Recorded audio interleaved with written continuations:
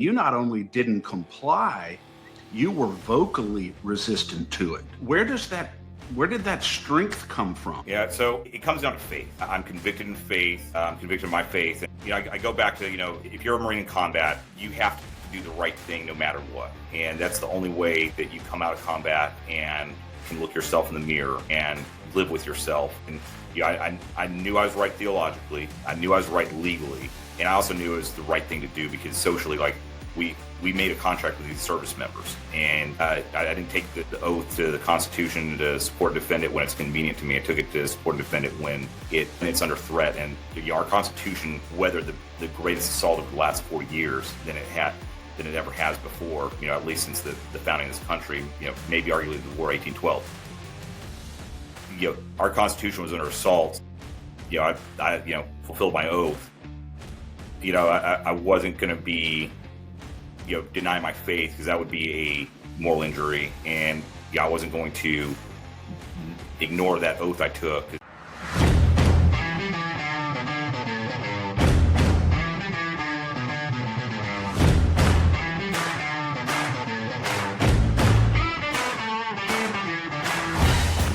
Thank you, ladies and gentlemen, for joining us once again on The State of Freedom. The State of Freedom is a listener-supported podcast. We're committed to pursuing the truth about policymaking, decisions, and situations in Louisiana and at the national level that stand to impact our freedoms. Please become a monthly supporter of the State of Freedom at freedomstate.us as we continue to expand the voice of liberty across Louisiana and beyond.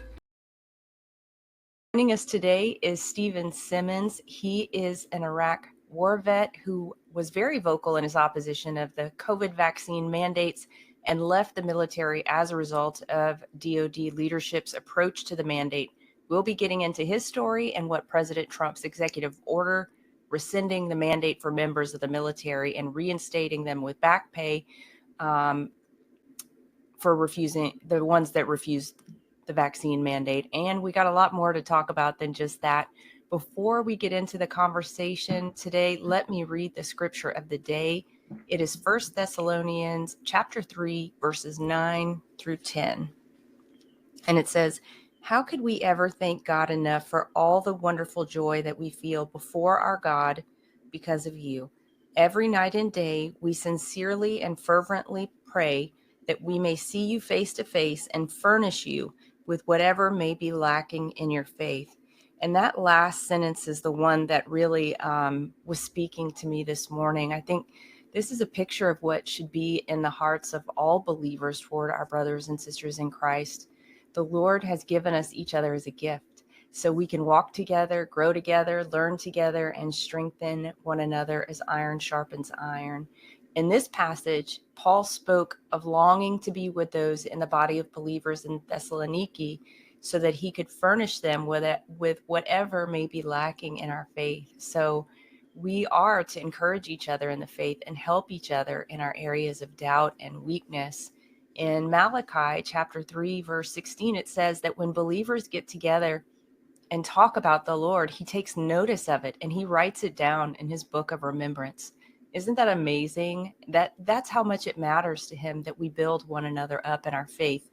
He literally writes it down in his book of remembrance. Yeah.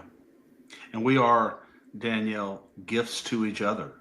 I remember growing up, my mom used to tell us, always remember, as the 6 to 12 children, she'd tell us, always remember that the greatest gifts you have are each other. And the closest you'll ever get to the divine is the human being sitting across from you. We tend to forget that. But truly, he created us just below the angels, they say. And so it's a beautiful reminder, Danielle, that we are gifts to each other. We should take care of each other, build each other up, and help each other on the road. And it explains why division is such a strong tactic of the enemy, right? Because if he can get us to be fighting each other instead of him, then we're double weak instead of just, Yes. down one notch, we're down two. Down two, yeah. A house divided against itself cannot stand, as Jesus said. Yeah. Well, Our guest today, as you said, Danielle, what a pleasure to have him with us. Major Stephen Simmons, United States Marine Corps, Iraqi war veteran, American patriot, fought the vax mandate in the military and paid a price for it. And he's going to talk to us about that today and some other things. Major Simmons, what a pleasure to have you on the State of Freedom, sir. Hey, Chris, thanks for having me. Danielle, thank you so much for both of y'all giving me a little bit of time to spend with you. And Danielle, powerful scripture there. I'm reminded that, whenever two or more are gathered in my name, I am also there. So wonderful to gather with fellow believers. And, I'll just say, throughout the fight, having fellow believers and Christians to lean on and shoulder the burden with is all that got me and my family through. I believe it. Well, I absolutely believe that. Yeah. But, as my dad used to say, it's really, really, really hard to beat a Marine. And you're living proof of that. Stephen, tell us at the outset here about your experience with this COVID mandate under the Biden administration. Obviously, you refused it. Tell us about the experience, and then we'll move from there. But I want our listeners to get a real flavor for what you experienced, the culture, and how you responded to it. Yes, absolutely, Chris. Happy to go through it there. Real quick before I get into it, Danielle, I'm getting a message saying I'm not being recorded. Is anything showing up on your end, or is Darn. everybody? No, I'm not getting anything on my side, so maybe we'll just keep going. But I think, the other day it just didn't record our other guest, but we'll be able to pull it down from the cloud if we have to. So unless it boots you out, maybe we'll just stick with it. I'm just going to roll with the little warning here in the side window, and we'll get from there. So, but yeah, Chris, this is a great probably segue, and I'm going to try to cover a lot of ground very quickly because I think there's a whole lot to get into here. But yeah, so rewinding the clock, I had served honorably and really, had a pretty excellent career moving into the Marine Corps, into 2021. And, enlisted in 2005, commissioned in 2007, filled a lot of very high-level tours, to include being an aide de camp, an operations officer, site commander, and probably most notably, actually, I did a manpower tour as the retention officer for the Marine Corps. And so that was a really interesting spot where I was able to, at a critical juncture where policy and manpower management and recruiting all intersect. So Hey, Stephen, I'm so sorry to interrupt you, but maybe would you boot yourself out and come back? Because it looks like I don't think you're uploading it all on our side. Let's try this then. All right. Yeah, sorry about that.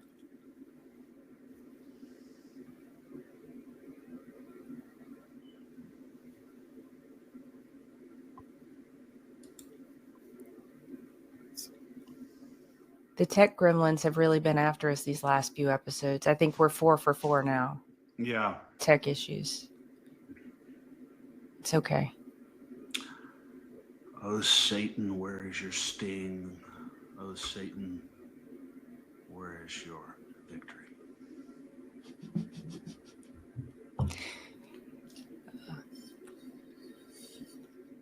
I love what he has to say, though. Chris, I think I mentioned to you that we had a conversation the other day just so I could get a sense for what his story was in advance of this. And Stephen is a true patriot. He's an amazing guy. And some of the work that he's doing right now is really cool. So I can't wait for people to hear about it. But I won't steal his thunder. But hopefully. I'll tell you, Danielle, those are the guys who really are the backbone of the country. Yeah. No doubt about absolutely. That. And I mean, the COVID vaccine mandate, it's this is such a great reminder of how many individual lives, families were completely disrupted because of people who think they have the right to tell other people how to live their lives in America. Yeah. And it's just extraordinary that they did not honor the military didn't honor the exemptions. Yeah. It's almost like they were absolutely refused to comply with the Constitution. Yeah. Yeah. All right, Stephen.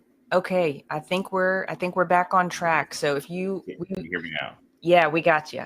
Perfect. All right. Yeah, and refuse to comply with the Constitution. That's probably the theme for the entire government over the last 4 years. Yeah. So, Well said. But anyway, your experience with this mandate, and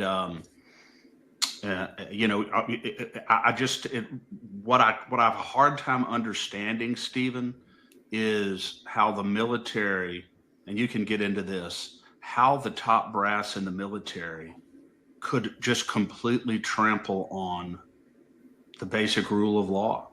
And force y'all to do something clearly that was in violation of your religious convictions, of your conscience, but you stood up to us. So tell us about your experience.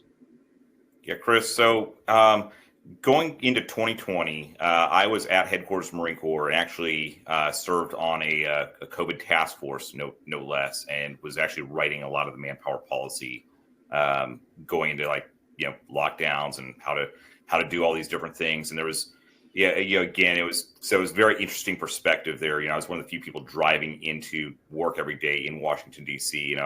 My Jeep was on the road and, the empty highways of the dystopian society there. So there was a basic, understanding of balancing rights and what we knew and didn't know. And what we've found out since then was, nobody knew what they were doing. And there was some very nefarious actors that knew exactly what they were doing. But getting to 2021, it became very obvious that the new administration, the Biden syndicate there, had come in, and Secretary Austin immediately announced his extremism purge of the ranks. And he was going to go after extremists in the military because that was a perceived problem. And I don't think anybody really thought much of it, but then almost immediately we had two other events happen. And the first was the Afghanistan disaster that, was just absolutely criminal.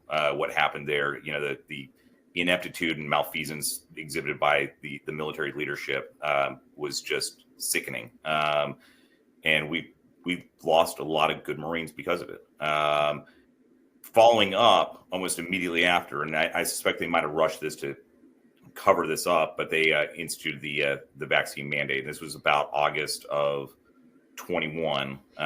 Stephen, just quickly, you said we lost a lot of good Marines as a result of it, meaning Marines lost faith and leadership and said, I'm washing my hands of this. Well, no, not quite, Danielle. We Marines died. Blood is on the hands of leaders because of that withdrawal and how poorly executed it was. Yeah. Marines lost their lives because of it, and it's unfortunate. I think a lot of others, definitely that was the first, disillusionment they saw. Had a lot of veterans who'd fought, the 20-year war, and then seeing it end like this, that was not expected. That was a moral injury that hurt a lot of people, but there was physical harm and death, that our leadership, was it 13? 13? It was 13. That's correct. And I think there was a Navy sailor in there as well, so I'd be remiss if we didn't recognize our brothers and sisters in arms. But it was unfortunate. So right after that, the vaccine mandate came in, and it was very quick, very rapid. Up until that point, it had been voluntary, and there's a whole lot of legalities with emergency use authorized drugs and things like that we could get into if y'all like to. But it was basically, hey, if you want to take this, you can. And there'd been a little bit of pressure starting to build, but nothing coercive. But that all changed in August of 2021. They said, you will comply. We will have 100% compliance. That initiated a series of events that really sparked outrage. And I started fighting this very early on. Again, I would say I was one of the Marines that was very equipped to fight this, just with my knowledge of inner workings of headquarters level, manpower policy, things like that.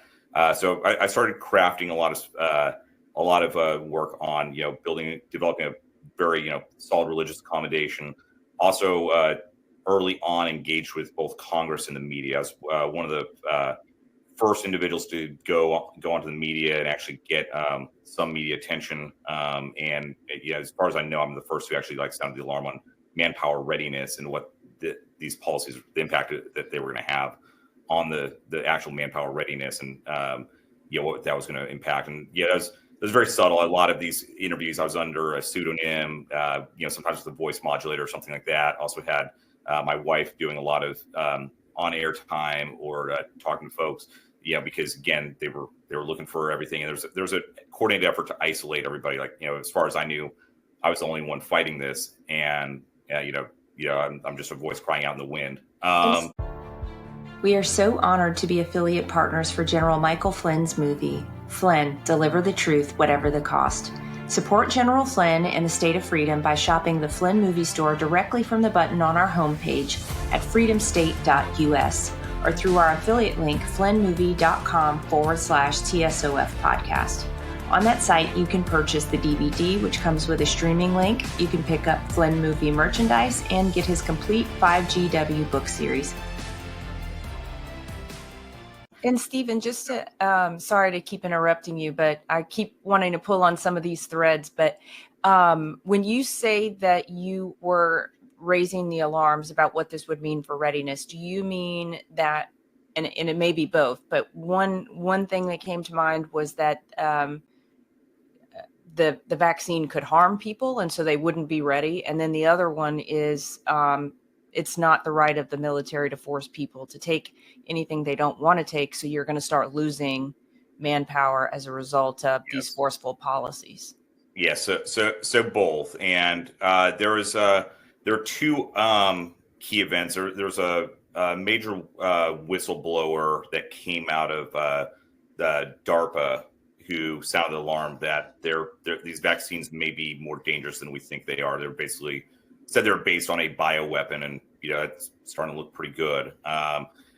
So there was some evidence there that this was more dangerous than it looked like, and statistically at that point, even in 2021, we knew that COVID was not impacting military-aged men and women who were really in the peak physical condition. At that point in time, the Marines had not lost, no Marine had died because of COVID.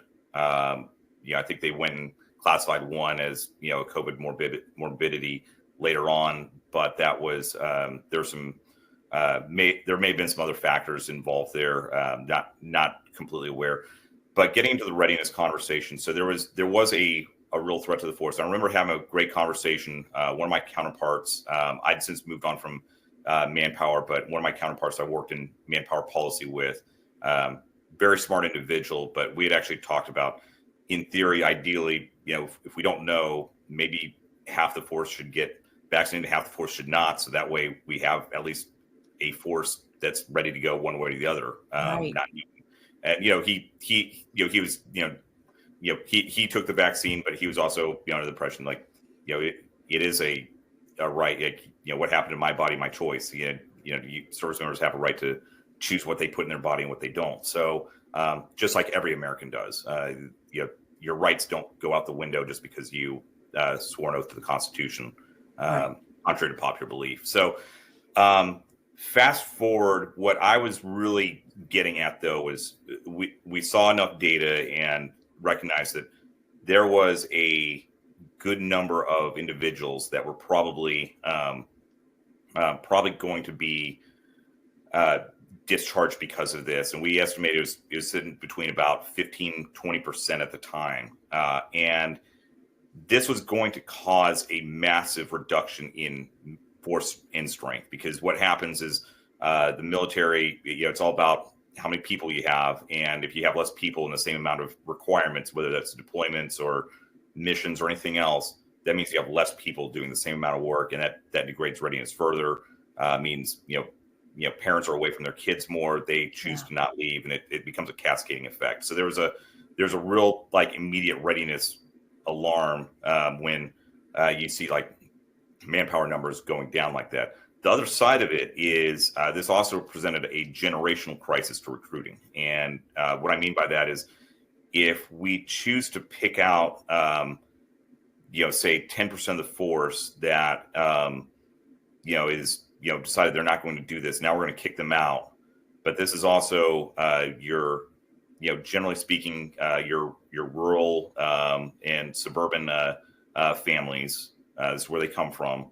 They are practicing Christians, and they're strongly rooted in their community. If you kick them out, there's a strong likelihood that their cousin, their nephew, their children, who the military depends greatly on, generational recruitment or legacy recruitment, those are going to be alienated as well. So, this is a generational impact that we're talking about when we kick people out like this.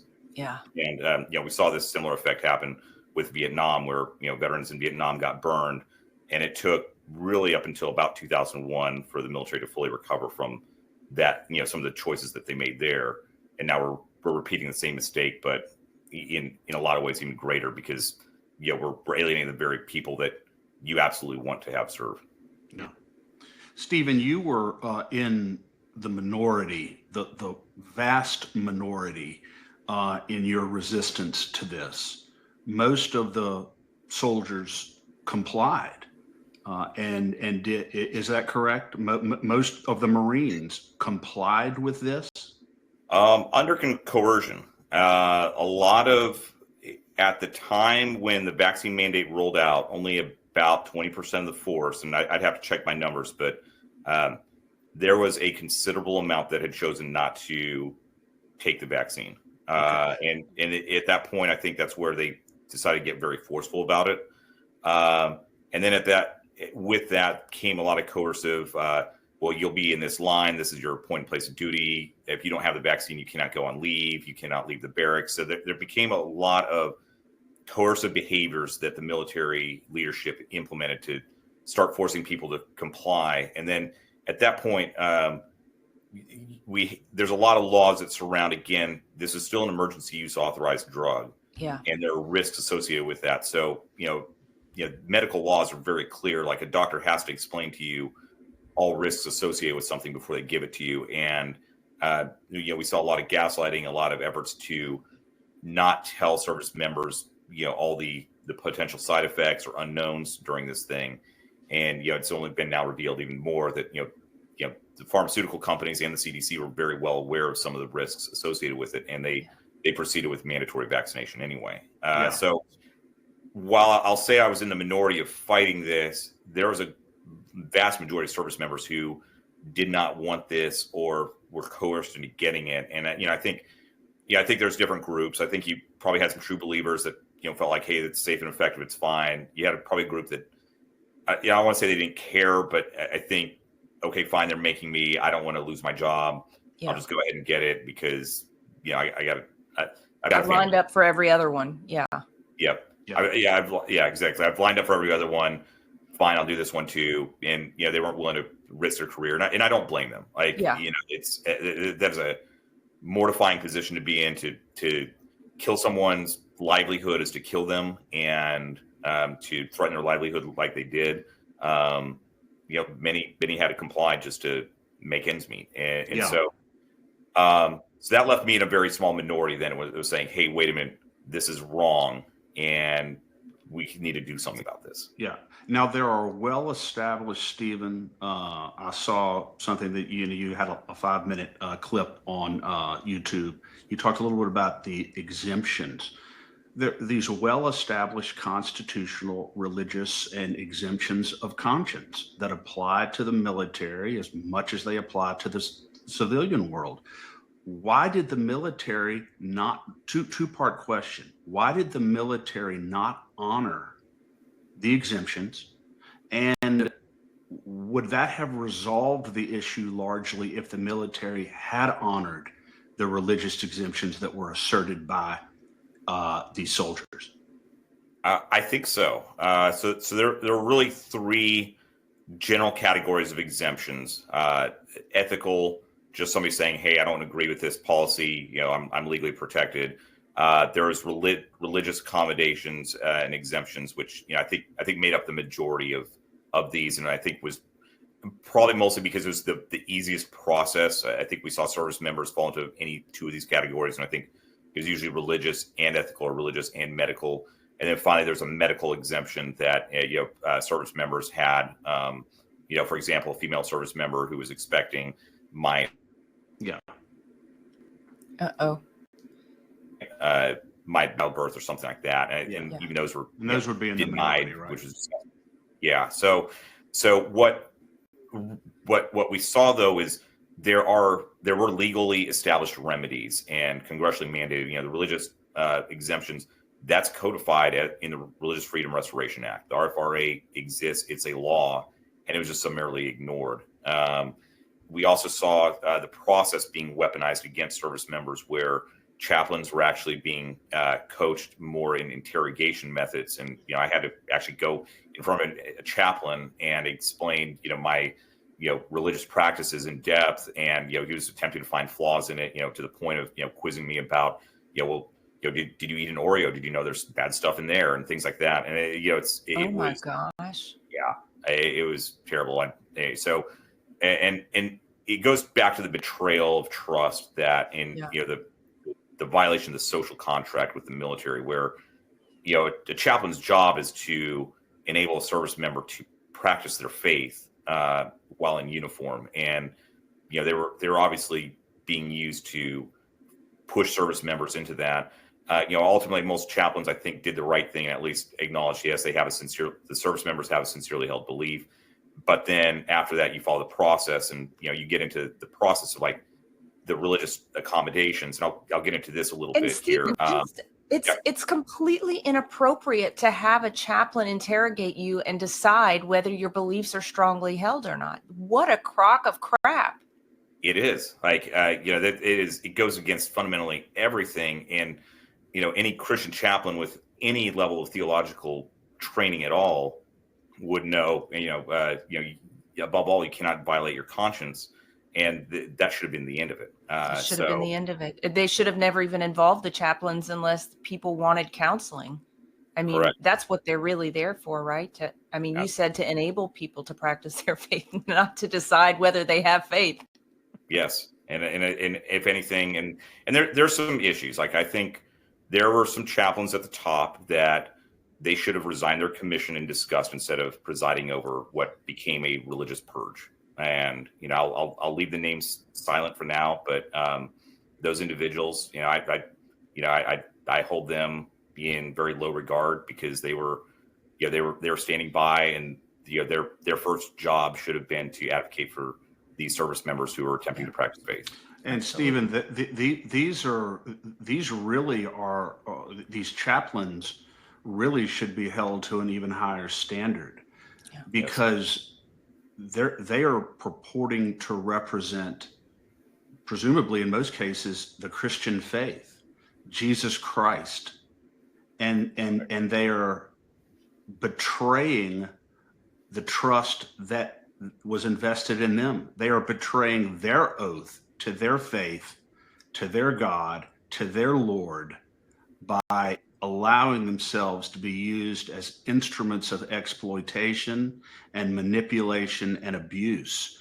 And as Chris, Christian, it's not just I'm sorry, Chris, it's not just the military chaplains that did this. We saw big name pastors and I think even the Pope came out and said, this is your duty to your fellow neighbor. You're exactly right, Danielle. You're going to kill your whole family, and grandma's death is on your hands if you don't take this. Oh yeah, it was definitely universal almost, but I'm talking about specifically within the context of the military and the chaplain's duty to the soldier, which was an abject failure and a betrayal of his responsibility to our faith and to his God.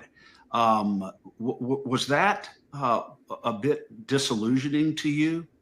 I'm assuming, I think, and I think like to a smaller extent, I'll talk chaplains in a larger extent, like everybody else. I think the chaplains, and there's the leadership of the chaplain corps should have seen this and fought this really unto unto great pain to Lenny, themselves. did any of Stephen? Did any of them? Did any of the chaplains? The junior chaplains did. There were some fantastic young chaplains, very bold chaplains who professed their faith. One very dear, close friend of mine, went anonymously onto Fox News Digital and what sounded the alarm on what the chaplain was happening to chaplains. Several others joined a pretty massive lawsuit that were chaplains only, because the chaplains were being compelled to go against their conscience as well. And so there are some young ones. And again, it's interesting that the younger, chaplains that maybe, arguably shouldn't have known any better were the ones fighting this. But then the old guard, Wow. the ones that, had a lot of brass and had a lot of access and would have been in a position to influence policy, all complied, for 30 pieces of silver. Yeah. Seriously. And, I think the other part of this is, and you mentioned like the larger denominations and things like that. I think we're only now finding out, and I suspect that you see a lot of the larger denominational silence or compliance was very attached to dollars that were coming from Health and Human Services and this small little group called USAID that we're now finding out about. And I think that deserves a much closer look. That's probably a topic for a whole nother section later on. Yeah, but I agree with you. Absolutely. So would you just kind of round us out on where you landed, how your story came to, you ultimately leaving the military? Yeah. So, I think looking at the broader picture beyond chaplains, it was frightening to see the number of leadership and officers who, I'd looked up to and put trust in over the years, and all of them blindly abandoned their oath to the Constitution. To quote a good friend of mine, Rob Green, they put the institution before the Constitution. Mm-hmm. And, and I think, it should be shocking and alarming that many, there's nobody who stepped out and said, hey, this is wrong. We should not be doing this. Knowing full well that they probably would have been axed as well, but nobody was willing to do that. So we saw this. In the meantime, throughout 21 and 22, I had started leading really kind of a small cell of individuals and starting to network folks together. The Marine Corps made a critical error in forcing me and everybody else who were a vaccine refuser to go prematurely to separations and retirement class before the mandatory class you have to get before you leave the service, before my religious commendation had even been denied, and said, oh, you're going to go to this, and this will be because you're getting separated. So the humorous thing is I went and, magically, there's everybody else who's fighting along. That was a gift. Yeah, it was a gift. So we started setting this up. In the meantime, had been working with a lot of friends and kind of building out networks, across really the DoD. Has a very dear friends setting up similar support networks at pretty much every base across. And there were different pockets. You might have had a pilot community over here, or an Army community, and things like that. So it was very organic. Very loosely affiliated. I think most of it was signal chats going back and forth, and hey, do you know so and so? Yeah, let's talk. So, but anyway, in the meantime, I'd been working close in the background with friends in Congress, and we'd been trying to get some kind of congressional support, because of legislative solution is what we wanted. At least when you're in the hole, digging yourself into a hole, the first thing to do to get out is stop digging. And so we'd been advocating for getting some kind of legislative solution where we get out of the hole. We stop, at least stop separating service members because of it.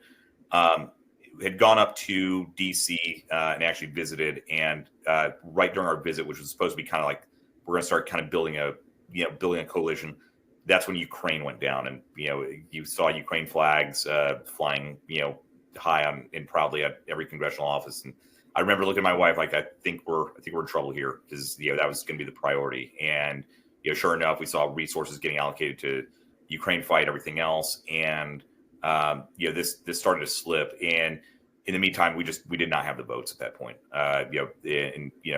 By early to mid 22, we were a fringe element in a few media publications. We had about 3 allies in Congress, 2 in Congress, 1 in the Senate, that were vocally opposing this, and it was very very forbidden to even talk about COVID noncompliance. If you recall the suffocating media stuff like that. So in the meantime, my religious accommodation, 30 plus pages of very theologically sound writing was denied. One sentence, your accommodations were denied. I had submitted a appeal that too was denied, and then my command had indicated that came in and they said you're either going to comply or here's your court martial paperwork. And so Jeez. I said okay. At that point, again, because I had a little bit of manpower knowledge, I left the service. I just said I'm out. I dropped to what's called the inactive ready reserve, which is really just an inactive part of the military where they couldn't touch me, and left. But it was absolute under coercion. For the record, 17 and a half years. I had 2.5 years left to get to 20 years, which would have given me what would have been equivalent of about a $2.5 million valued retirement, and a pension and everything else. So walked away from that and, went to the civilian sector, which is a, wild process, and had all of about, 2 weeks to, from start to finish to figure that one out. Wow. Stephen, I've got to ask you this. So you have few allies in the military, few allies among your Marine Corps brothers, maybe 3 or 4 allies in the entirety of Congress. You're 2.5 years away from virtually a $2.5 million payout, and yet you still stood your ground. You still did not comply. What was it? Where did you learn? What in your background, your upbringing, fortified you and gave you the courage to hold out like that when it looks like all the weight was against you? What gave you the strength to hold on? Because I'm asking you this because I guarantee you that you gave inspiration not only to other Marines, but to other soldiers who heard about you and what you were doing. And you not only didn't comply, you were vocally resistant to it. Where did that strength come from? Yeah. So it comes down to faith. Like, I'm convicted in faith. I'm convicted of my faith. And, I go back to, if you're a Marine in combat, you have to do the right thing no matter what. And that's the only way that you come out of combat and can look yourself in the mirror and live with yourself. And I knew I was right theologically. I knew I was right legally. And I also knew it was the right thing to do because socially, like we made a contract with these service members, and I didn't take the oath to the Constitution to support and defend it when it's convenient to me. I took it to support and defend it when when it's under threat. And our Constitution, weathered the greatest assault over the last 4 years than it ever has before. At least since the founding of this country. Maybe arguably the War 1812, but. Our Constitution was under assault, so I fulfilled my oath, and I wasn't going to be deny my faith because that would be a moral injury, and I wasn't going to ignore that oath I took because how then could I look myself in the mirror? Yeah. And Stephen, I think I feel like you and I are birds of a feather, and if someone is trying to paint me into a corner, and I'm getting this sense from you, they are not going to win. They are not. Like, I will not, whatever it is they're trying to make me do, you can just about forget about it.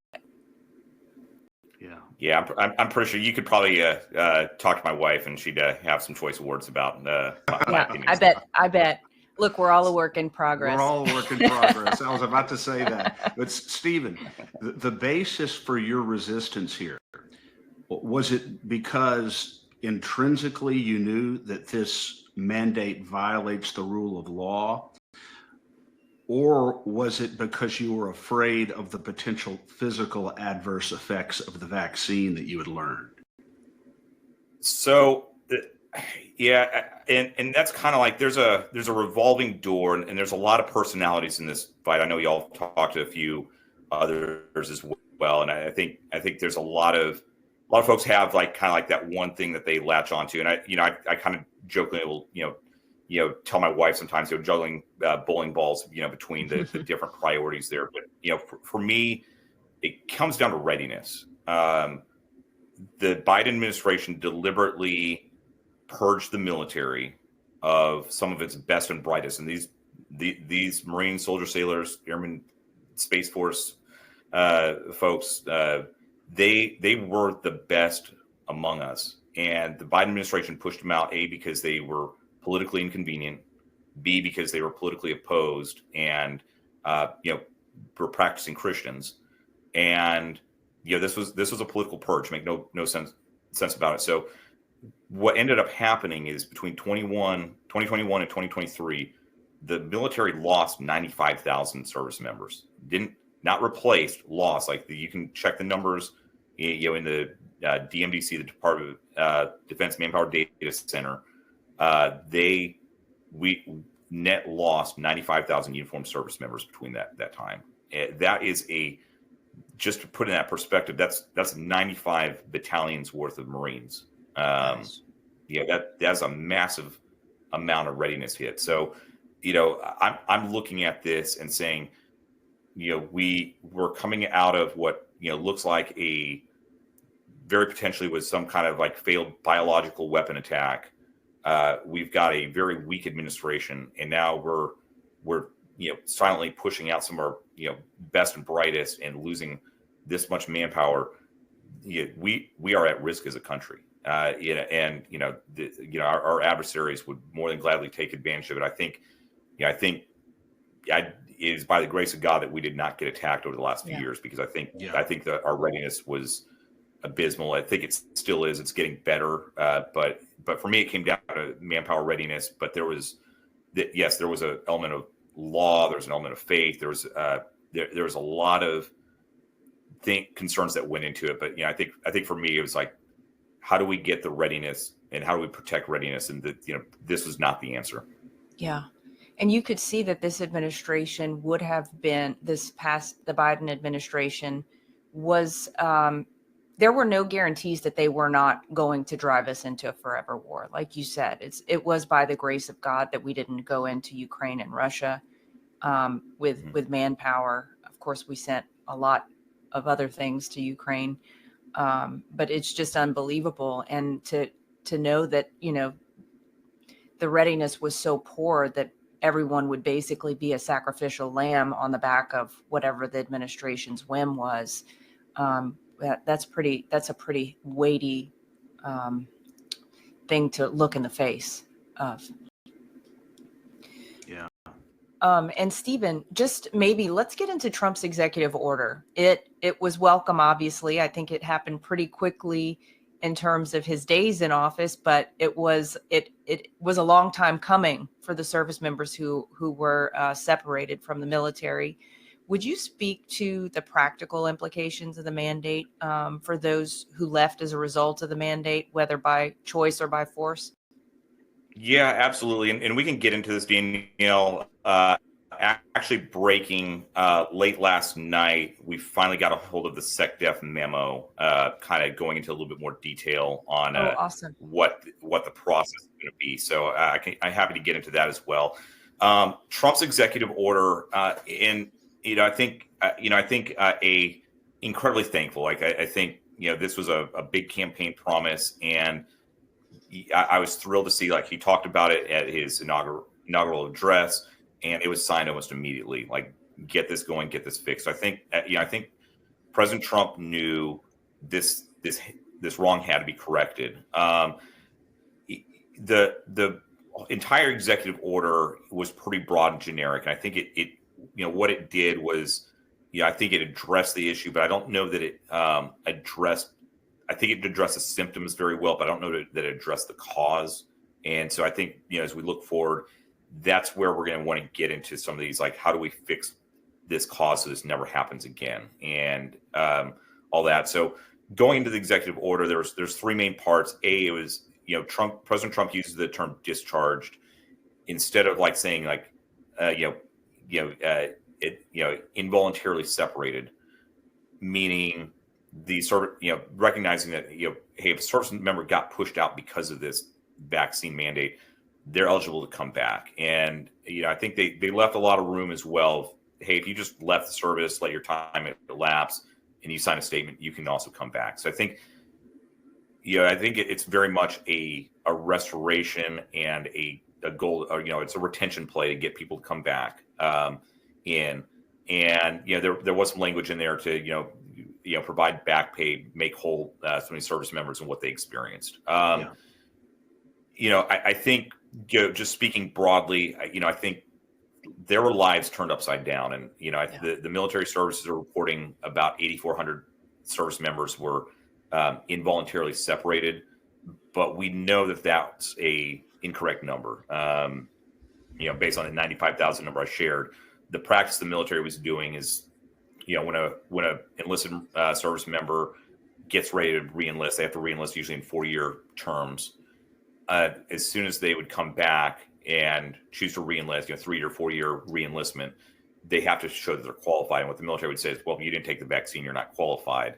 We're not going to approve your reenlistment. So my question is that a voluntary separation, or is that an involuntary separation? The Right. military wouldn't approve. Similarly, we look at, a lot of cases where, you can leave, or we're going to charge you with federal crimes in a court martial. Is that really a choice at that point, or is that a voluntary or involuntary? I think there's not much nuance being spelled out yet. I think we're going to get there. Even potentially early retirement, right? Because there were a lot of great people who would still be in positions of leadership had they not been forced to retire, and they were just able to retire, thankfully, but not the case for everyone. Absolutely, and I think we had, we have a lot of really good leaders who should have arguably been our next flag officers and general officers, who instead chose to retire because they knew they weren't going to get anywhere and they were going to get forced out, so they retired early. You had folks of all ranks being separated, so careers cut short. And let's talk about financial implications as well.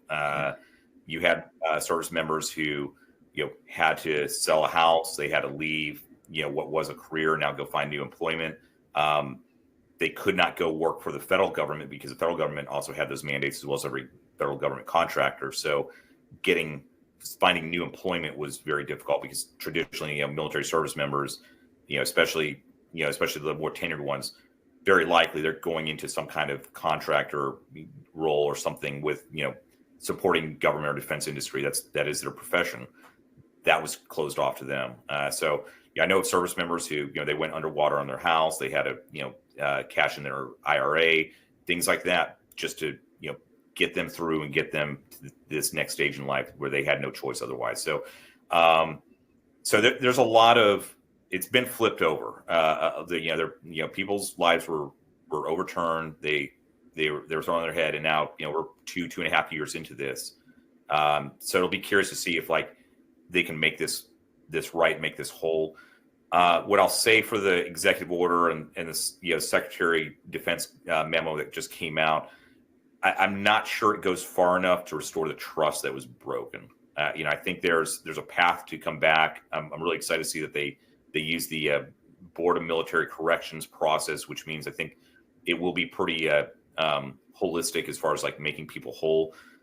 But it stopped short of, they never called the mandates unlawful, number one, and they never there's not been really an apology yet. And I think there's a lot of service members, myself included, they're kind of concerned, do I want to go in and work for the same guy who just separated me? Yeah, because they're still there. And people like you, Stephen, deserve a formal apology from the United States military. There's no question about it. You deserve a formal apology because of the gross violation of the Constitution that occurred here, Yes. and the effects that it had on you and so many other soldiers. There's no question about it.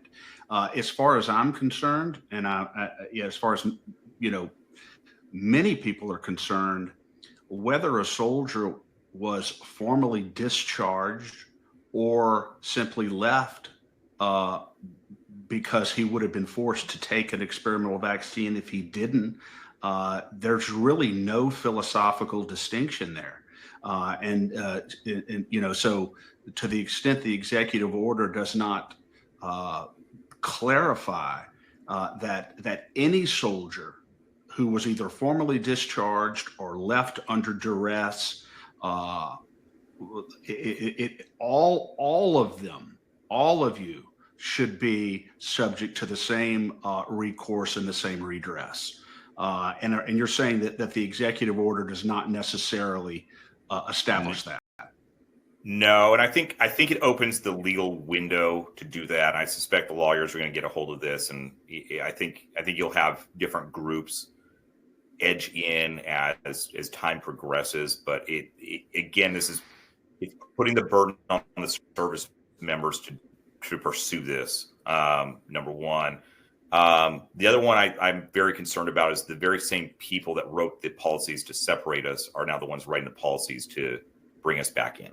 And so I think there's a lot of administrative doublespeak in there that, and I think purposely kind of evades like the well, this was unlawful, or and so I think it's gonna put the burden on the service member to try to get back in. And I think time will tell if these boards actually bring people back in, or if they find a way to deny it, and that way they can wash their hands and say, oh, well, we tried, but nobody wanted to come back in. And I think that's disambiguous there for sure. Stephen, you have another thought here is that, okay, so you were removed from the military, from the Marine Corps under coercion.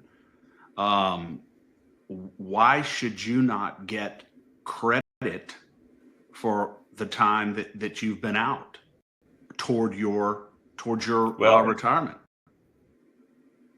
Yes, and that's actually what should happen. So going over the board's process, if the boards find favorable and agree, and I've got a lot of documentation that says involuntary separation and all kinds of fun stuff. So I think, my particular case, and I think a lot of other service members, as long as they preserve the documentation, it's going to show that. The Board of Military Corrections or Board of Naval Corrections, they will go and what this executive order does refer to is reconstruction of service, which means they'd have to bring people back in as if they'd never left. So that's the point. My case, yeah, correct. So in my case, or any service member's case, if you left in 2022, they should be back paying you, reinstating you at least at your current rank, and likely making you competitive. If you missed a promotion, they're going to have to go back and do a supplementary promotion board and determine if you should have been promoted at that time. They should credit you that time towards retirement, so you should be retirement eligible at that point. And for somebody like me who's senior enough, I'm kind of very prayerful and hopeful that hey, great, here's my time. Let's go ahead and call bygones. Just let me retire in peace. Now they are requiring in this executive order, and I actually agree, is like, if we're going to back pay you, we want to get 2 years out of you. Yeah, that's fine. That's a good retention move. Like, let's get people back in. And I think that's, Secretary Higgs has a larger play of recruiting numbers are good from the baseline, but we have to fill the middle ranks as well and get our force healthy overall. Like, it's not enough to just bring in new recruits, but we've got to bring in experienced warfighters at all levels to kind of refill and invigorate the DoD. So I think that's the game there. But I think the question is, how narrowly defined are the boards going to actually look at these service members, and are they going to find a reason to say no, or are they going to find a reason to say yes? Yeah. And Stephen, I mean, from my perspective as an outsider, it seems like if SecDef wants to restore trust to those, trust in the apparatus was not only broken for those who departed military service. I would say it's probably pervasive throughout the military because of all of the crazy stuff that went on. And one option I think you should take a look at is if you were part of dismissing any soldier for not taking the vaccine, you need to be dismissed, because why should they be part of this restorative process? And also, don't you want people in the military in places of authority to be men and women who have the ability to think for themselves, to understand right from wrong, to take a look at what their oath was to the Constitution and their oath to protect their fellow service members, instead of just blindly following orders? Yeah, Danielle, absolutely. I think at some level there's got to be a look at things, and I think this executive order was about reinstatement, but there needs to be a look at accountability and holding the individuals who pursued this accountable, and whether that's dismissed or just quietly like it's time for you to leave, that's fine, but they need to get out of the way. Now, I would caution everybody. I think there's a easy answer, which is, well, just fire them all. And if we look at the symptom is we've got a lot of very bureaucratic leadership that's come up in woke policies and DEI over the years, and maybe been put there not because they're the most qualified. And the problem is right now, if we fire the 4-star, that 3-star that's coming up behind them is probably more institutionalized than the 4-star was.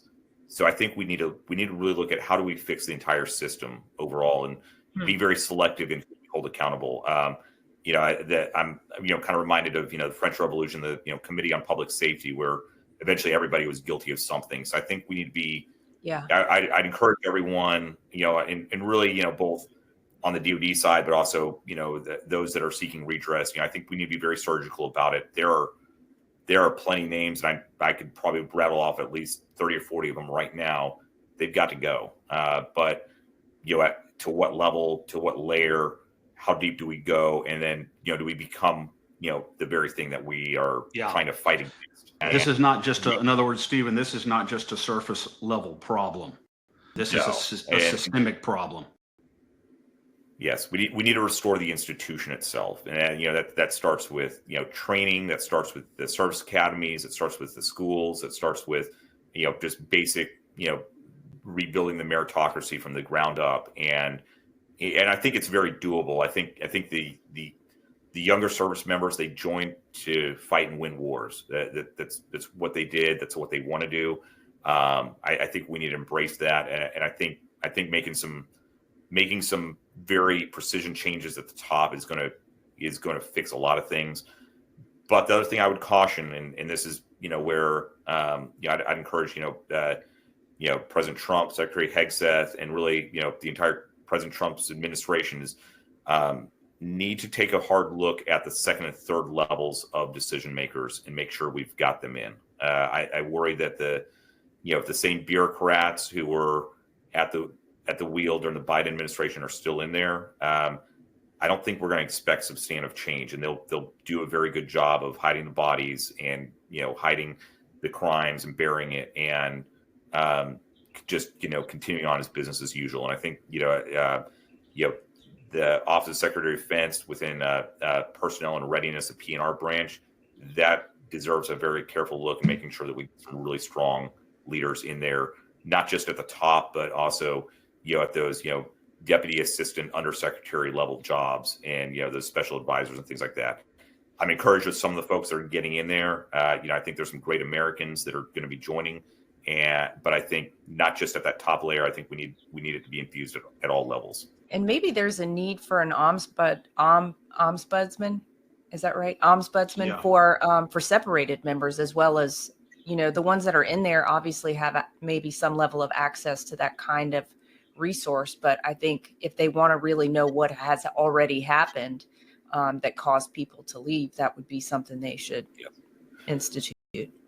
Yeah, and Danielle, the network of service members I'm working with, we developed a lot of proposals, and we're still working with a lot of friends and decision makers on trying to get these implemented. But one of the big ones was actually forming basically some sort of committee or working group that would be responsible for reinstating these service members, and also making fixes to policy and records, and investigating cases of gross illegal activity to get these things fixed. And I think there's still room for something like that to occur, because we do need it.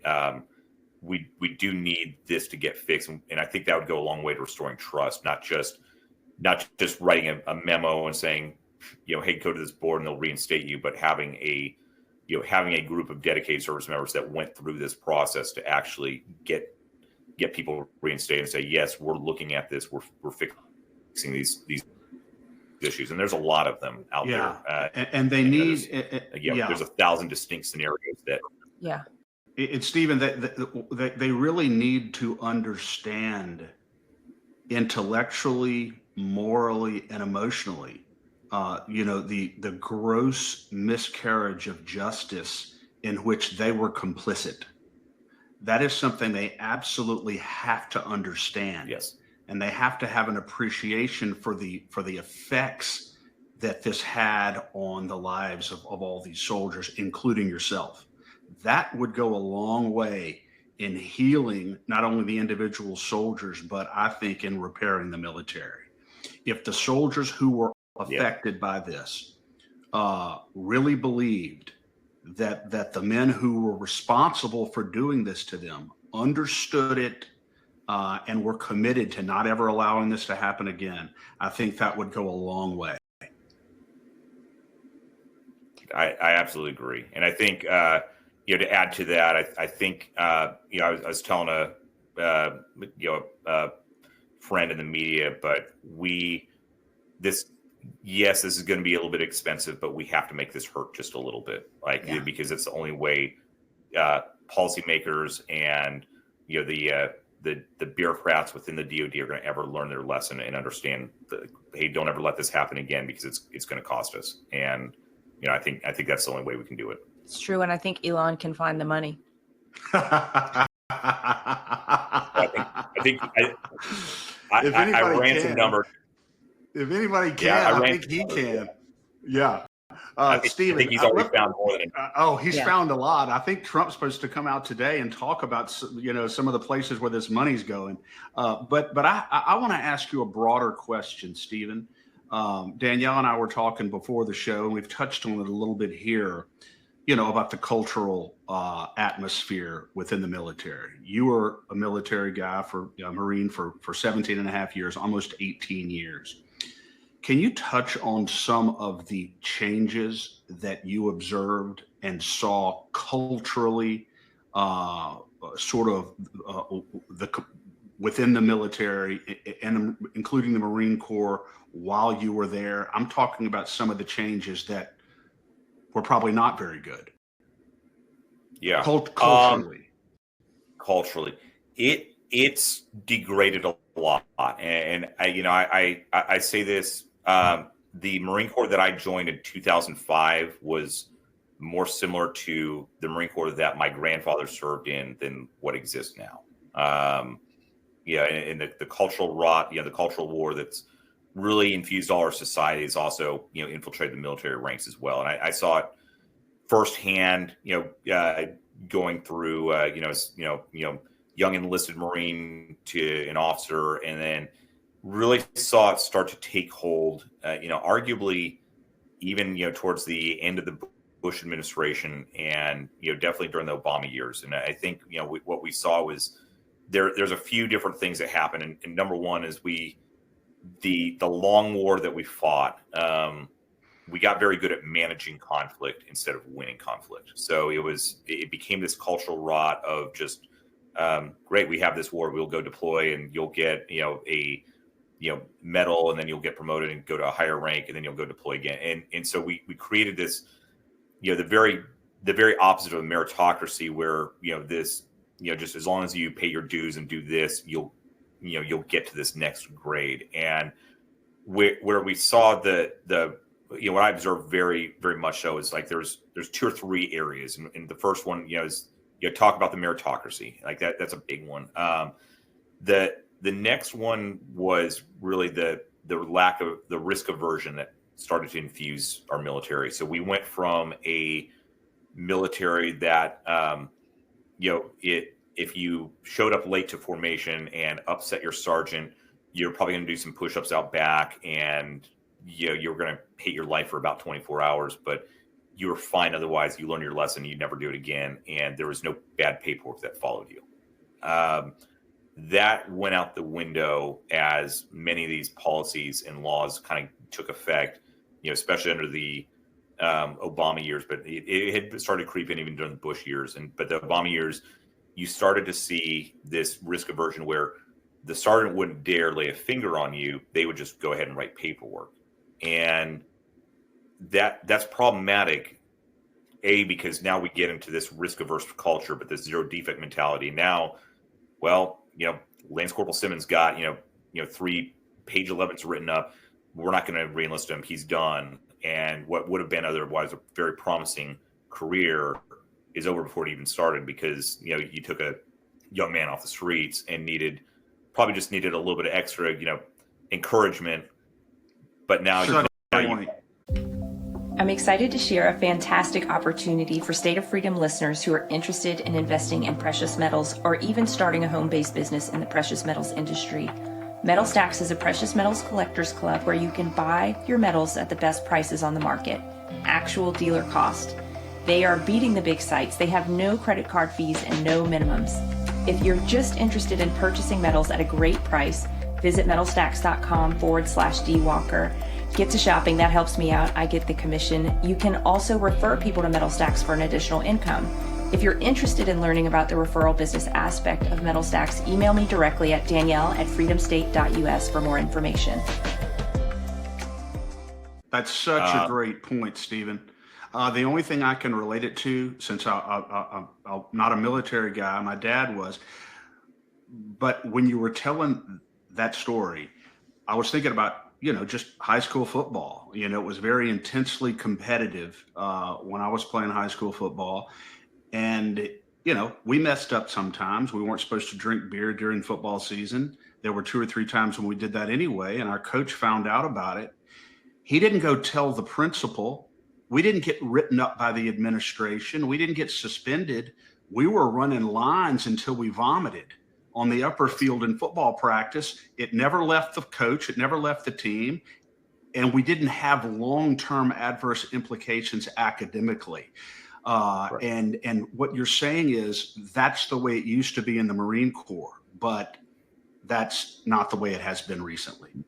No. And that's long gone, unfortunately. And, I think it's, and that's a very micro, small unit leadership example, but on a larger level, we see this across the board where there is absolute risk aversion. There's forms, there's documents, there's paperwork to take care of. And so our young lieutenants, our officers are being trained to be good bureaucrats instead of good leaders. And, they're very, very wary of making a risky decision versus just, let me fill out paperwork so I don't get in trouble and so I can get promoted and go to the next rank. So I think there's this culture of risk aversion that has to change. Now, again, I think at the top, I'm very encouraged to see, I think with President Trump's leadership, with Secretary Hegseth's leadership, I think that's starting to transform. And I think we've got some really smart individuals coming in as senior advisors within the Department of Defense. And I think they're going to fix some of that kind of stuff.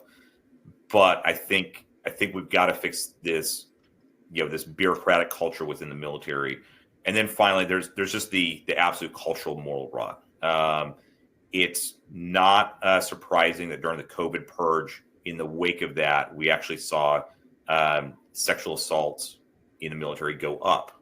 We've actually seen suicides go up because you take away the moral backbone of the military, and what you have left, you actually have more cultural rot. And I think, I was on a great Twitter space last night talking about, suicides in the military and why we keep throwing more resources at it, but it's, suicides seem to keep spiraling out of control. And everybody's talking about medical, practices and things like that. But the reality is, we want to, assign more drugs. We want to assign more, medical practice. And the one thing we're forgetting is, the role of, faith and a moral right and wrong, and these moral imperatives, that force individuals to want to be better than what they are and not lose despair and hope. So, I think I look back, over a career in the military.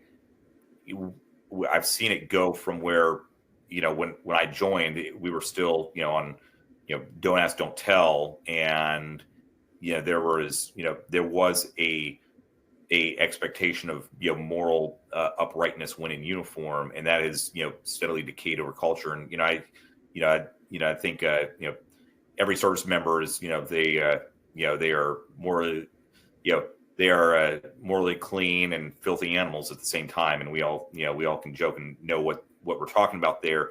But there was a this is standard, this is what we aspire to, and you don't get that nearly as much now. And I think there's a similar to culture, how we see DEIs in culture. It's the one high crime is you have to respect me and what I believe or what I do, and don't judge me. And so that takes away the fundamental part of the military, which is instead of us the military trying to be like everybody else, the military should be the military, and everybody should be trying to attain the standards of the military. Yeah. And so I think if we can shift that mindset back to we're focused on war fighting, we're focused on winning wars, people are going to want to come to that. Young people want to be a part of something bigger. But when we try to bow to every social trend and practice and everything else, like, look, we can be like you. Now we've conformed to everything except the one thing the military needed to be. And I think we've seen the military try to conform over the years. And then, finally, I think there's just been a steady decline in priorities. Like, I think we see more and more mandated training every year where, it's, learn about, how to respect somebody else's beliefs, learn about this, that, and instead of, so, I think what we've seen is, unfunded requirements being placed on the military that are not war fighting specific. Yeah. Now members have to train to that as well, which takes away time out of the field. It removes their deployability, and ultimately it makes us even more bureaucratic. So that's kind of my take on that. But we could probably spend an entire show. It makes a lot of sense. I love that. I don't know if it was President Trump or whether it was Secretary Hegseth, but shortly after Hegseth got in there, he talked about the fact that transgenders cannot be in the military because they're not of right mind.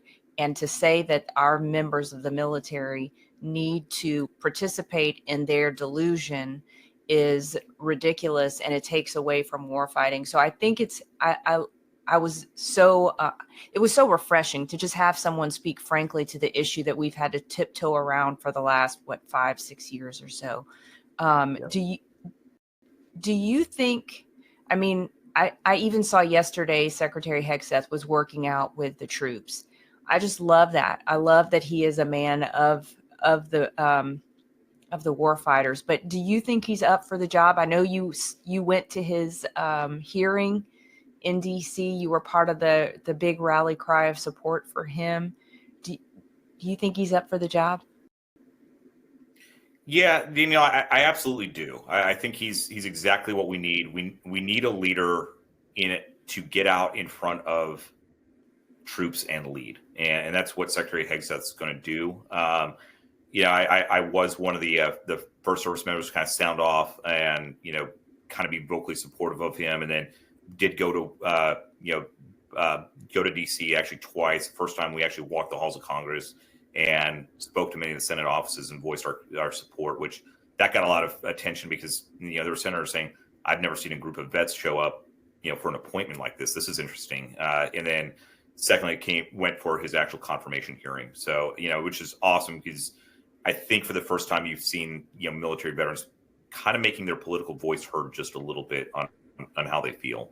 So we don't need more general officers. We don't need more folks that are entrenched in DoD bureaucracy to lead the DoD. We need somebody who is actually close to the warfighter and understands, can get past the politics of it and focus on readiness. So I think he's up for the job. Now, what I would caution, and I think Secretary Hegseth has to be out front. He has to be in front of cameras. He needs to be PTing with troops. He needs to be going on these trips and pushing readiness and making sure our DoD is positioned to meet its mission of lethality. But I think he's got to take a really hard look inside his house there with the Pentagon, and I'd be very cautious of anybody who's there telling him good advice or saying, "Hey, Secretary, sure, we got it. You go out there in front of the cameras, and we'll take care of this complicated stuff," because the complicated stuff, the details, are what's gonna cause no change to happen. So I'd highly recommend get some very detail-oriented folks in at every level. And again, I think he's up for the job, but right now it's him against the entire military-industrial complex, and we need to get him some help. To be looking at these different programs and offices and things like that ultimately do fill a very important purpose. But we've got to have somebody who's loyal to the Constitution and these sub offices and things like that. And I think I'm not sure that he's getting the best advice from those offices at this point in time. And I think he probably knows that. But I do want to make sure to emphasize that he's up for the job, but he's going to need everybody's help. And you are, on that note, part of a fantastic movement that I was just so excited to hear about for service members who were discharged for refusing the vaccine, that they should be put in the jobs to replace woke generals and these bureaucrats at all levels of the military. Would you tell us a little bit about that before we wrap up? Yeah, that's actually kind of a neat initiative we've been doing, and to be clear, it's not just service members that were discharged because of the vax. Like a lot of this movement it kind of is combined with many of the other disaffected service members due to just what we'll call woke DEI policies. But what we did was came together and said, who are of the 95,000 plus that left disillusioned, who are our top folks that are ready to go, and so we've put forward a list, and we've got a second list that's kind of on standby as well. If there's a request for somebody with a set of skills of any sort, and what we're offering is really what we call a ready-made staff. Anytime in the military, if you go into a military unit, there's somebody in charge of operations, there's somebody in charge of manpower, there's somebody in charge of logistics. And so what we've kind of developed is, here's a list of highly qualified individuals who are ready to step in and support this administration in whatever task they need. But, we say ready-made staff, they're ready to plug in. Their qualification is not that they necessarily stood up to a mandate or have been fighting, corruption in the IG or anything like that. Their qualification is they are incredibly experienced within the DoD apparatus. They're well, they're subject matter experts in their own right. They've run companies, they've run initiatives. They will be able to get in and actually affect change because they're the ones that wrote the papers. They're the ones that develop the policies and things like that. So we put forward an initial group of names, and it's actually on my X feed. You can see that list, but these are folks that are fully qualified and ready to go. If tapped by the Trump transition team, they'd be willing to pack up, move out tomorrow, and they could fill some of these critical roles. Secondarily, but very important, is we also every one of these individuals showed themselves to be of the highest moral character. They put the Constitution first. They didn't drop the institution. They didn't choose to ensure a retirement and a comfortable life with a good dental plan. They put the Constitution first. They're proven to do that. So we're saying we've got a group that are of experts that are fully qualified to do these jobs, but they are also proven individuals who are going to put the Constitution first, or they're the types that we want in these highly sensitive government roles that are going to ensure that the institution is restored. So we've done that for the DoD. It's definitely got a DoD focus. We are encouraging some of our peers in other with familiarity in other government branches to put forward something similar. But we want to have these lists ready to go. And I think the big thing I'd emphasize is nobody got on that list because they were a victim of the last administration. They got on that list because they held true, but they're also fully qualified. So and that is. Yeah, and that is important. Obviously, they are very well qualified, eminently qualified, but they were injured. Injustice was done to them. They were victims of this miscarriage of justice that we're talking about. And so if they are able to fill these roles, that would be yet another instrument of healing. Another instrument of showing these soldiers that there is accountability, there is retribution, there is justice. So I think both of those reasons are very important why they should be there and be replaced. Stephen, what can our listeners do insofar as helping you in this process? Yeah, well, I appreciate the offer, and big thank you to all your listeners as well for hanging out here the entire hour. I would say first and foremost, call your elected representatives, call your congressmen, call your senators, and tell them that you want justice restored. I think this executive order is a fantastic start, but as we all know, executive orders get overturned administration to administration. So I think ultimately what we need is this solution legislated ultimately. And then I would ask, if they're willing to advocate, and if there's any elected representatives out there, advocating to the Trump administration to get some of these folks installed. And I feel very firmly that we need to clean out the bureaucracy, but it's not enough to just fire a few people. We need to fire and replace them with right-minded, constitutional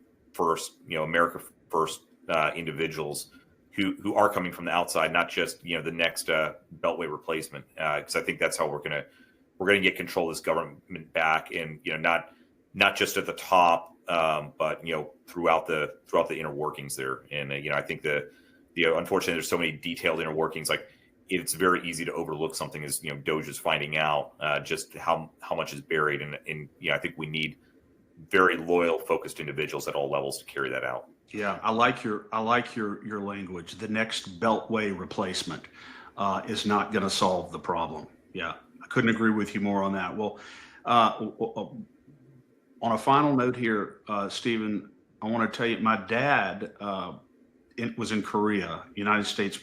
He was a major in Korea.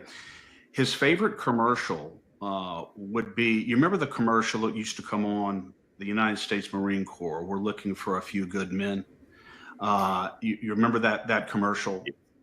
That was probably the most potent recruitment tool for young men when I was in high school and in college, because that commercial was so powerful and it appealed so much to the heart of a man and to the masculine role that men play in the military. So I hope at some point that commercial comes back because I think that would be, it doesn't surprise me that it went away with all the political correctness and all the DEI. But I'll know that the Marine Corps is back whenever I start seeing that commercial again. But I very much appreciate you being on the State of Freedom today. Thank you for your service to our country, and good luck to you going forward, sir. Well, thank you, sir. Thank you for having me, and really appreciate you let me hang out here. A fantastic discussion. I hope we can have some more. Thank you God so much, bless you. Stephen. Yes, we'll be having you back to keep us updated. Absolutely. Well, thank you all. God bless. God bless. All right. Well, I'm not sure what happened with your video. Thanks for joining us today on the State of Freedom. Be sure and check out the show notes for this episode. You can always go there and find the calls to action and resources mentioned in the show, and you can find out more information about our advertisers there as well. If you want to learn more about us or support our work, visit freedomstate.us. To get involved with Louisiana Citizen Advocacy Group, visit lacag.org. We'll see you next time. God bless.